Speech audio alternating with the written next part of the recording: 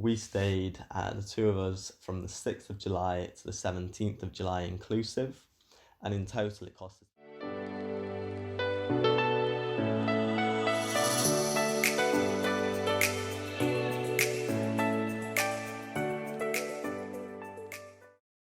Hello, welcome back to the channel.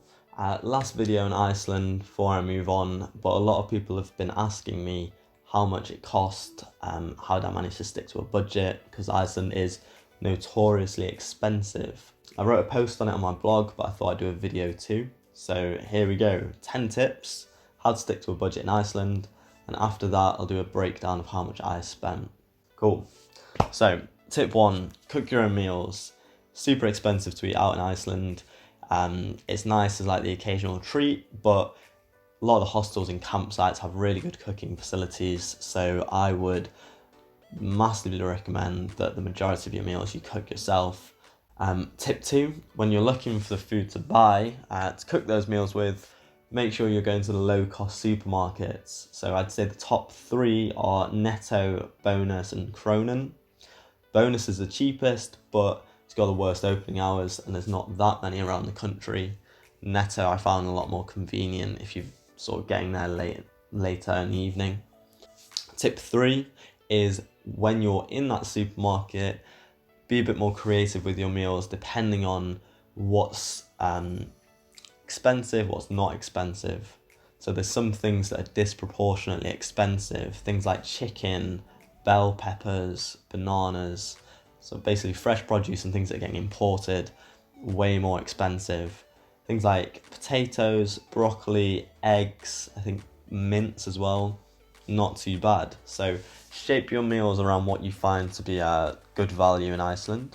Tip 4 would be to bring anything that you have to have that you know is going to be expensive with you. So don't bother bringing things like pasta, rice. They're not that much more expensive in Iceland. It's a waste of space.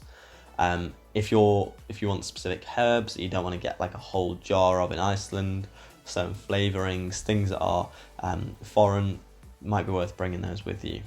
And then tip number 5, the last one on food, is look for the yellow sticker discounts in supermarkets. So I think it was in Netto a lot of the time. In the refrigerated section, you'll see these yellow stickers and it's up to 50% off. So we got 50% off some fish, some mince and chicken, and that massively cut the costs of our food shops. Tip 6 is moving away from food. Tip 6 is hire your own car. So firstly, it's ultra convenient because you basically have to drive places in Iceland. They do have buses, but they're between sort of major cities and they're pretty expensive. So our first day, we thought we were going to have to quarantine. We didn't. We had nothing to do. We decided to get the bus from Keflavik to Reykjavik. It's about an hour and a half, and I think it cost us £15. It was super expensive compared to the car, which would have just been, the price of fuel, really not much. And then tip 7 is following on from that, is when you get your car, ask them for a fuel discount token. So it's a little circular fob. Ollis or Ob accept them. It takes a few kroner off your petrol. It doesn't sound like much, but if you're driving the whole ring road, you're going to probably be doing just under 2,000 kilometers, and it saved us, I think, about £30. Tip 8, stay in campsites. It's easy to stay in hostels or hotels or guest houses. You'll have a bit of trouble if you're going in the middle of summer, if you've not booked in advance, but they're just really expensive. And the campsites are everywhere, they never get filled up, and they have really good facilities. So it's definitely worth checking them out, and they're a fraction of the price. If you're going for, I'd say, more than 2 weeks, or there's a whole family, 4 of you, you can get the camping card. It's about €150, and it gives you a month of access to campsites for free. You just save a ridiculous amount of money from it. I think for the two of us, for the time we were going, which was 12 days, it would have worked out at saving maybe like £5. And considering it does limit the campsites you can go to, particularly on the eastern side, we thought it wasn't worth it for us. If there was 3 of us, or we were going for 2-3 weeks, definitely would have been worth it. Tip 9, I'm really bad at this. Tip 9 is spend your time outdoors. The main reason people go to Iceland is because it's got that great natural beauty, you know, the waterfalls, the hikes, and the glaciers. That's all free for the vast majority of it. Some of the most popular places have a small parking fee, but it's nothing compared to your indoor things, you know, your museums. And then lastly, tip 10 is try and avoid the tour groups, because a lot of the routes, if you're going hiking in Iceland, are well marked. If you're somewhere popular, there will be a visitor centre and it will have maps there, and you get to go at your own pace, and it's free, hence why it's in the budget video. The only time I'd recommend getting a tour group is if you don't have your own car, which will be breaking our 6th budget rule, or if you're going to a glacier. You have to have one for a glacier, and it does help, or if you're going sort of kayaking, something like that. But if you're just going walking, or you're just exploring these tourist sites, do it yourself. It's really well signposted, you'll be fine. So those are the tips. Let's go on to the budget breakdown. We stayed, the two of us, from the 6th of July to the 17th of July inclusive, and in total it cost us £2,232. That's £1,116 per person, or £93 per person per day. So just under £100 each a day. And this included our flights, which was British Airways, Heathrow to Reykjavik, £327.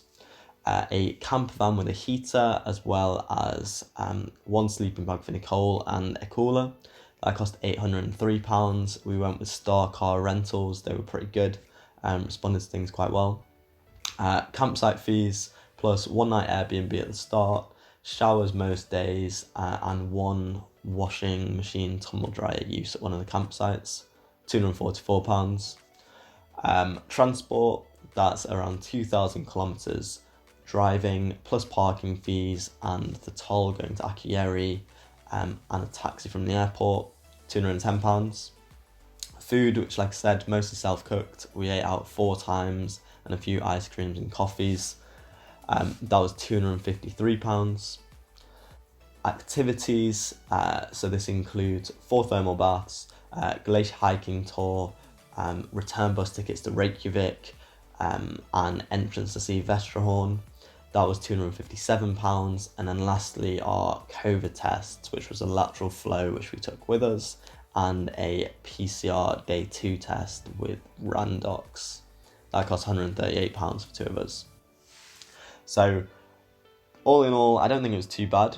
Online, if you look, they'll be saying, you know, sort of a week's going to cost you £1,000, or I was expecting I was going to maybe have to spend £2,000 on this trip. Did pretty much half of that, so it's definitely possible to do this on a budget.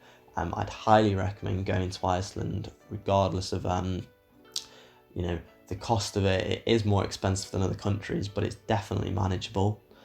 Stick to these budget tips. It doesn't have to be a bare bones trip.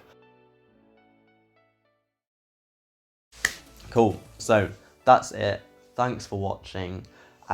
Make sure to subscribe to the channel. I think there's like 99% of people who watch my videos aren't subscribed.